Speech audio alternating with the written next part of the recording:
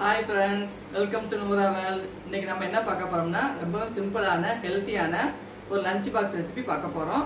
இது வந்து காலையில் பிரேக்ஃபாஸ்ட்டாக ரெடி பண்ணி கொடுத்துக்கலாம், மதிய லஞ்சுக்கும் கொடுத்துக்கலாம். இந்த ரெசிபி வந்து ரொம்ப ஈஸியாக செஞ்சிடலாம். வாங்க எப்படி செய்யலாங்கிறத பார்க்கலாம்.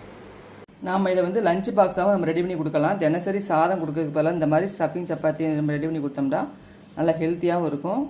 நம்ம இப்போ எப்படி செய்யலாங்கிறத பார்த்துடலாம். நம்ம இப்போ வந்து சப்பாத்தி கூட வைக்கிறதுக்கு ஸ்டஃபிங் பண்ணுறதுக்கு ரெடி பண்ணிக்கலாம். பேன் நல்லா சூடாகிடுச்சு. இதில் வந்து ஒரு 3 ஸ்பூன் அளவுக்கு எண்ணெய் சேர்த்துக்கோங்க. எண்ணெய் நல்லா சூடாகவும் ஒரு சின்ன சைஸு பல்லாரி அது புதுசாக கட் பண்ணியிருக்கேன், எதையும் சேர்த்துடலாம்.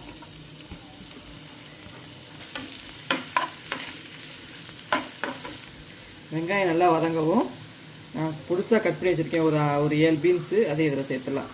நல்லா மெல்லிசாக கட் பண்ணிக்கோங்க. அப்புறம் வந்து ஒரு சின்ன சைஸு கேரட்டு, இதையும் இதில் சேர்த்துலாம். அடுத்து வந்து ஒரு சின்னதாக முட்டைக்கோசு, அதையும் பொடிசாக கட் பண்ணிக்கோங்க. எல்லாத்தையும் சேர்த்துட்டு நல்லா வதக்கி விட்டுறணும்.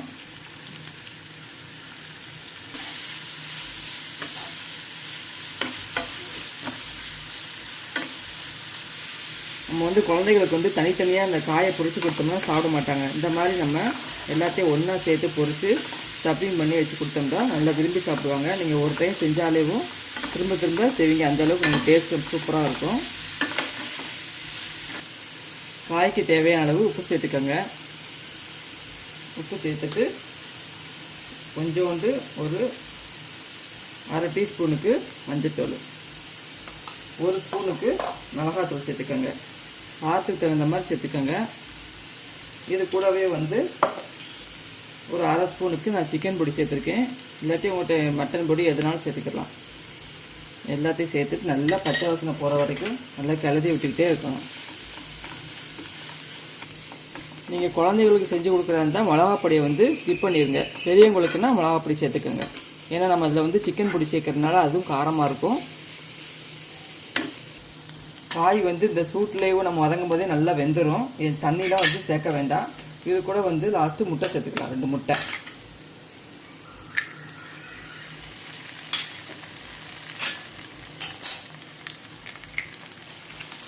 சேர்த்துட்டு நல்லா லாஸ்ட்டு வந்து உப்பு பார்த்துக்கோங்க. உப்பு பார்த்தாட்டு உப்பு சேர்த்துக்கோங்க. எல்லாத்தையும் நல்லா மிக்ஸ் பண்ணி விட்டுருவோம்.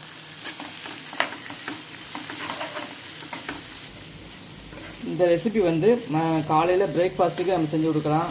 ஈவினிங் ஸ்நாக்ஸு, மதிய லஞ்சுக்கெலாம் செஞ்சு கொடுக்கலாம். வேலை வந்து ரொம்ப ஈஸியாக முடிஞ்சிடும். இது வந்து வேகமாக செஞ்சிடலாம். அவ்வளோதான். எல்லாத்தையும் நல்லா மிக்ஸ் பண்ணி விட்டாச்சு.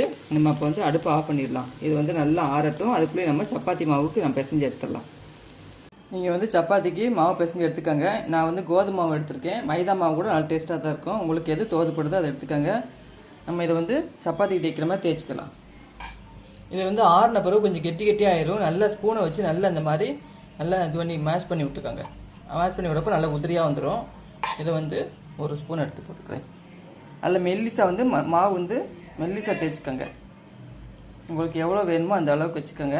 வச்சுட்டு எல்லா பக்கமும் நல்லா இழுத்து விட்டுட்டு இதை வந்து நம்ம இது முக்கோண சைஸில் நம்ம மடிக்க போகிறோம். நீங்கள் ரோல் பண்ணுறதுனாலும் பண்ணிக்கிடலாம்.